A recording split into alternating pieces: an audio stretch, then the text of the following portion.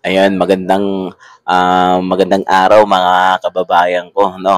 Alam ko pong medyo di pa po tayo nakaka-move on dun sa nangyaring result nitong kamakailan lang na halalan, mga ma'am and sir. Pero, may nakita akong balita kanina na kung saan medyo naibsan itong kalungkutan na aking naramdaman, 'no. Itong aking kalungkutan na naramdaman kanina sa pagkakita at pagkabasa ko nitong, balita na ito. Kasi meron pong lumabas na mga balita, mga ma'am and sir, na kung saan tungkol ito sa kaso ni Laila De Lima na hindi pa po pala talaga siya totaling absuelto na, 'no. Nananatiling convicted pa rin po itong si Sabah Queen, mga ma'am and sir. Ito ang balita, babasahin ko po. Noong April 30, 2025, naglabas ng desisyon ang Court of Appeals, ikawalong division tungkol sa kaso ni Laila De Lima. Ayan.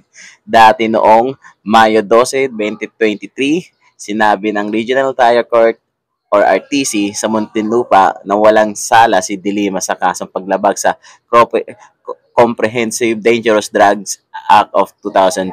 May sumunod pang utos ang RTC noong Hulyo 6, 2023. Pero ayon sa Court of Appeals, mga kababayan, nagkamali ng malaki ang RTC. No? Tinatawag itong grave abuse of discretion. Kaya ngayon, pinawalang bisa ng Court of Appeals ang desisyon at utos ng RTC. No? Tinawag na null and void. No? Ibinabalik nila ang kaso sa RTC ng Muntinlupa. Inutusan nila ang RTC na uling desisyonan ang kaso, pero ayon sa tamang mga alintuntunin na nakasaad sa desisyon ng Court of Appeals.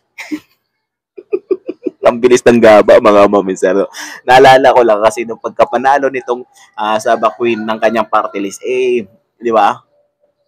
Tawag dito, parang ang lakas ng ano niya, ng dating niya, sabi niya pa. Tawag dito, tinawagan siya ni Tambaluslos na inalok, hindi umano siya nito na maging party na sa impeachment ni VP Sara. At ano sabi niya? Sabi niya, tatanggapin niya daw ng taos puso, no? Kung saan daw po siya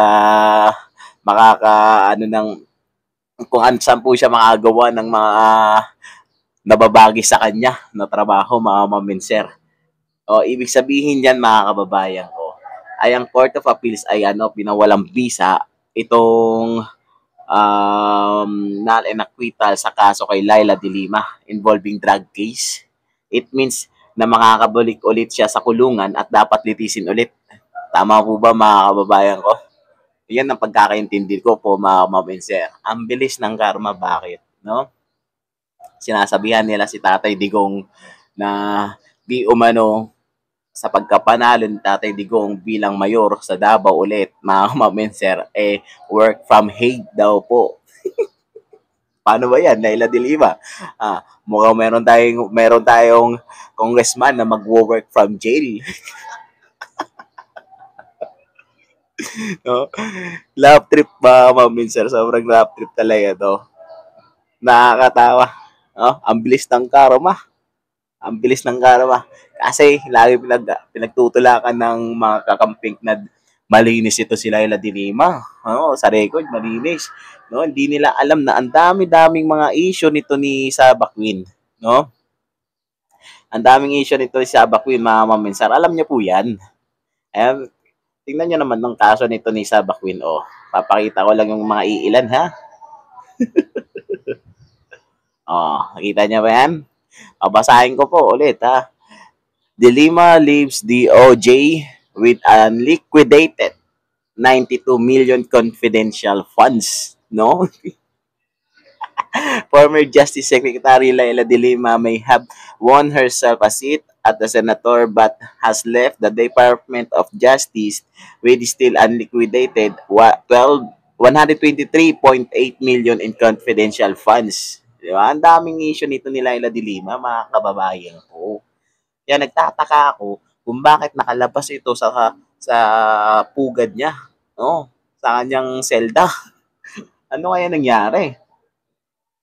De Lima claims na may double jeopardy na the court disagreed, sabi ng Court of Appeals. Kapag may grave abuse of discretion, yung desisyon ng hukom, void yun, kaya hindi pa rin acquitted yung nasasakdal.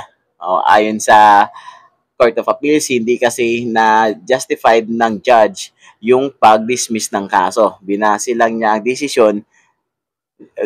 niya lang ang desisyon niya sa pag-urong ng statement noong witness. Marami ng desisyon ng Supreme Court na nagsasabi na kailangan i-justify ng hukom ang reliance sa recanted statement para ma-acquit. Pag recanted kasi ang statement tapos may bawang statement, ibig sabihin at least once nagsinungaling yung witness. Kaya dapat mag-ingat pag dito lang mag-rely sa desisyon ng acquittal. Babalik sa kulungan pa ba si Laila de Lima? Ang tanong, posible. Mabigat kasi ang akusasyon sa kanya dahil tungkol sa droga ito, mga maminster. Dapat hindi lang si Laila, pati yung naging mayor sa, saan yun? Abrebal ba yun? Albreva. Sino yun? Yung drug lord din, si Espinosa. Dapat isama rin yun, mga mapinser. Yung mga yung mga naging isinilid ni Tatay Digong sa kulungan ng mga tao. Ito pa yung mga makakaupo ngayon sa ngayon tapos ng election na to kasi nanalo sila di ba? Nanalo ng mayor ito si Espinosa. Tapos ito si Kumag na Sabaquin, si Jonel, diba? Nanalo ang kanyang party list, ML party list, mga mamiser. Kaya lang, di ba? Nakakapagtaka lang, di ba, mga kababayan ko na itong mga criminal na to, siya pa tong mga nakaupo bilang isang public servant ng ating bansa, mga kababayan. Kaya kaya bardagulan na naman kami nito na mga kakamping sa social media. Pahiyaan na naman, mga maminser. Kita nyo naman kung gaano karumi itong pinaglalaban nila na tao. Unlike sa atin, di ba, mga maminser, ano lang ba inaakusan nila sa atin? Yung kay Tatay Digong sa overkill, ginagawa nila, anak ng toka. Pero ganun pa man, mga kababayan ko, hintayin natin kung ano magiging resulta ng balitang ito. Hintayin natin kung saan papunta sila de Lima. Anyway, maraming salamat po. Mabilis ang record lang to, mga pamilya. Natawa lang talaga ako at medyo naibsan itong galit at lungkot na naramdaman ko sa resulta ng halalan. Kaya thank you so much. Mag-iingat po kayo palagi dyan. Huwag po natin kakalimutan. Mahalin po natin ang Pilipinas. Be blessed. Bye-bye.